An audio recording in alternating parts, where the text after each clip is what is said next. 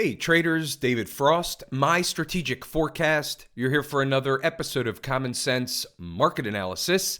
Today is January 2, 2025. Happy New Year to everybody. We are looking at a daily chart of the SPY or Spider, which is the proxy for the S&P 500.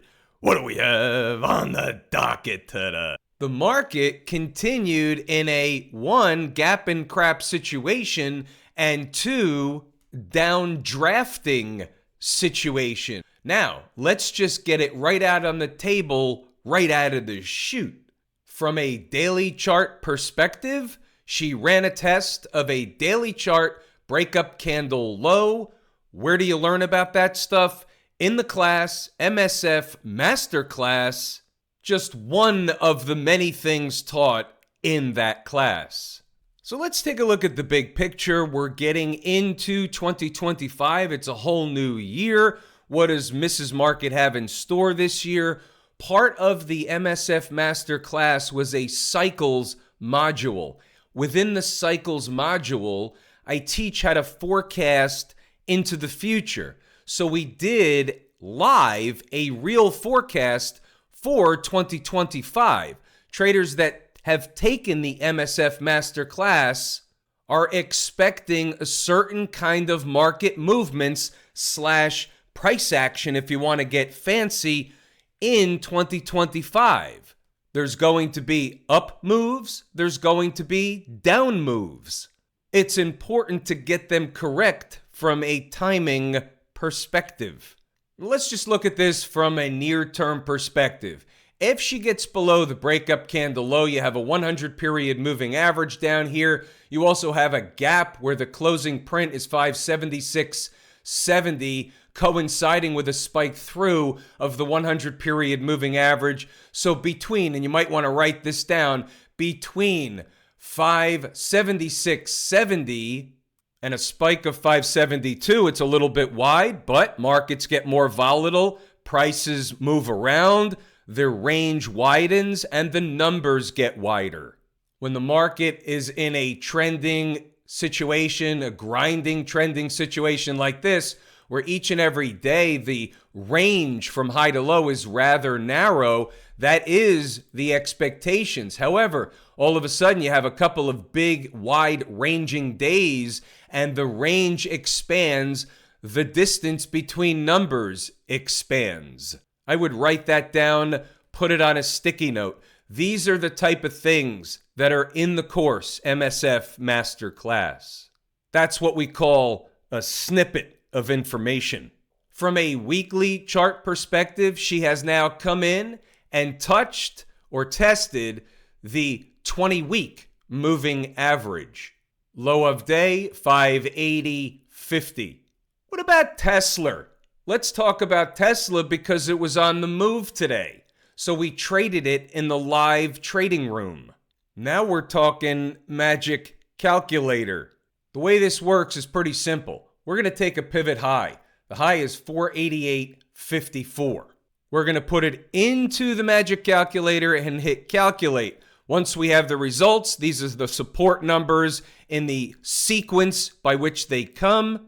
So we're looking for one that's around the area of current price this morning. So we know it's not going to be 577 or 477 or 460 or anything like that. We have to look lower based on where Tesla was at the time. So we look over here and see where today's low was, 373.04, for example. When you come down to the end of the magic calculator, you see the third number from the bottom, 374.54.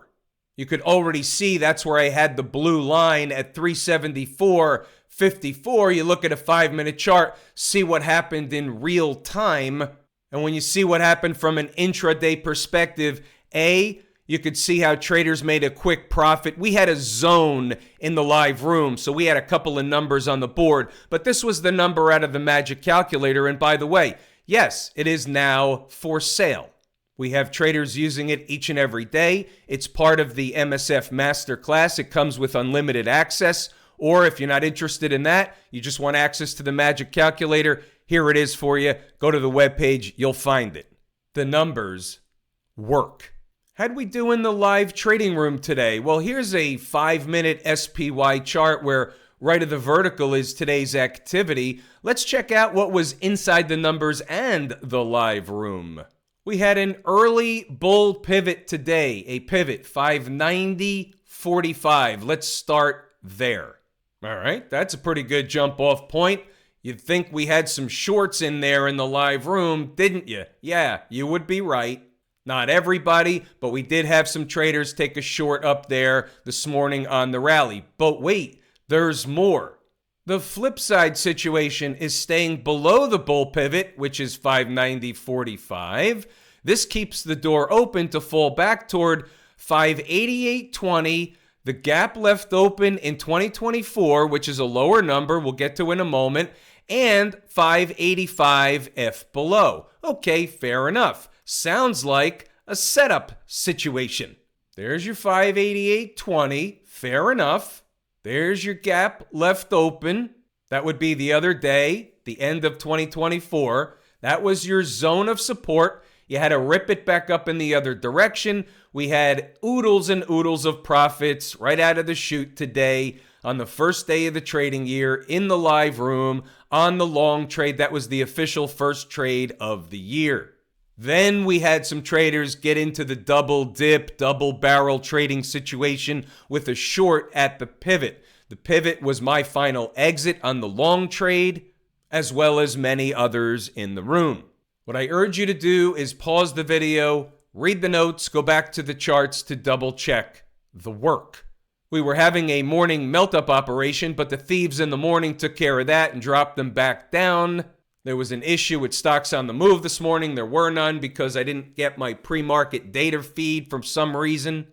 But we were able to get Tesla in the nick of time.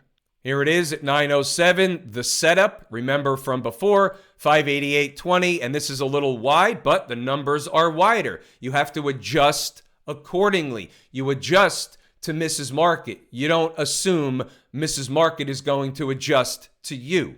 I would write that down, put it on a sticky note. 588.20 down to 586. Tuesday's gap is support. If below the gap left open the other day, the door will open for the next number in the sequence, which is 585. 590.45 is the pivot. They like to run a test of the pivot at some point. The pivot is demarked in green. They ran a test of the pivot at some point. Funny how that works. Pause the video, read the notes, go back to the chart to double check the work. It's all in here. Everything you need from a numbers and commentary perspective to be successful trading in the S&P. And oh wait, there's more. We have a list of a dozen markets covered each and every day. Each one gives 4 support areas and 4 resistance numbers alike. Most of the time they won't all get hit, but if price is coming into a certain one of these numbers, more often than not, you can expect a reaction in the other direction. Lazy swing trader, automagical algo system, Schlumberger, long from about a couple of weeks ago. Buy alert 3703, not the low, but close enough to the low. When nobody wanted it, it was trending down, down, down, down, down. It hit the number. The trade alert goes off from the watch list that traders had ahead of time. And today was first profit on the gap higher open, 38.86. It is now called a risk-free, emotionless trade. Lazy swing trader, automagical algo system. Now, what's going on over in Camp IWM? This morning, early on, she looked promising. She still finished the day with relative strength against the SPY. And remember, the small cap space, or Camp IWM, is my favorite market leading indicator. She failed to get above or stay above the 100-day moving average, and she remains the big picture in this bearish, wedgish type of formation. We had a move down, and you've got a flaggish, wedgish situation where it can certainly produce another move to the downside. Whether this coincides with or not, The 2025 forecast will leave to the folks that have taken the masterclass. The weekly close, tomorrow's close, Friday's close will be critical. Why? Because we have a big time breakup candle low coming in at 217.84. She's run a test of it this week, run a test of it 2 weeks ago. Guess what? Is she going to close above or below that place? Closing below that place opens the door for more stuff in the southern direction. One of the nearby places, you already see it on the board, is simply 216.85. Might want to jot that down. Jot is a technical term. What about the folks down at the transportation department? She was up early, trying to lead the way with relative strength on my second favorite market leading indicator, a number one canary in the coal mine. Ended up failing, ended up with relative weakness against the SPY at the end of the day. Again, similar, not the same, but similar bearish, wedgish kind of situation. Below moving averages, trending down, canary in the coal mine. Keep this one under your blotter.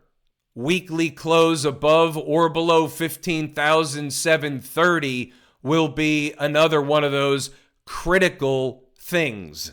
What about the Q people? What's going on there? Almost hit the 50350, bounced in front of it today. We've got a most recent or former breakout area, if you will. You can see here, when you go back, you could see the market ran up to this place. This was in the summer, July of 24, and then was summarily rejected from that place. Busting through that place creates, by definition, a breakout area. Coming back to run a test of said breakout area is normal garden variety stuff. Almost accomplished that feat today, bounced away. Now, if she attempts it again and gets below and stays below, that would be in the bearish column of things. Might want to write that down, put it on a sticky note. Staying above 50350 is the bull case from a daily chart perspective, not an intraday trade. From a daily chart perspective, 50350 is our pivot. Write that down, put it on a sticky note. How about the XLF? Again, we have the 20-period moving average beginning to converge with the 50-period moving average sloping over price. Big time breakdown candle, tried to recapture it, couldn't do it. That's up in this neck of the woods. Now you have resistance in terms of a breakdown candle high, and you have a convergence or a almost converging 20 and 50 period moving average. You have a bearish wedgish situation. So the only way that this reverts to the bullish camp is by recapturing the high of this breakdown candle, 49.30 on daily close. Without that piece of information, this is a bearish setup, period, full stop. The financials. Once she got below 49.90, it was, as they say in the trading parlance, curtains. What about Smashmouth? She's below the bottom trend line, triangular trend line from the triangle. It's important from a weekly chart perspective, but you have to notice this too. We talk about this also other sessions. We have this breakdown candle, and you have a pattern inside of a pattern. So you have the triangle pattern, but you also have this bearish flaggish situation inside of the triangle. Will be interesting to see what happens when she gets to the apex of the triangle. Has a couple of 3 weeks left. Once the apex is reached, she will break up or down one way or the other. When time is up, time is up. Smashmouth. Now, pretty good proxy for the tech space as a whole, and interestingly enough, even though the Qs were down slightly today, down about $1 or 0.2%, Smashmouth was up 1%, $2.62. Interesting information. We're not going to make a federal case out of it just yet. It's a puzzle piece. It's of note. It's on the table. And this is that spot where we're going to pull the ripcord here today. I'm David Frost, My Strategic Forecast. I certainly appreciate each and every one of you, members, visitors, viewers, passerbys. Appreciate each and every one of you. We're looking forward to a prosperous 2025. I'm David Frost, My Strategic Forecast. Thanks again for tuning in to another episode of Common Sense Market Analysis.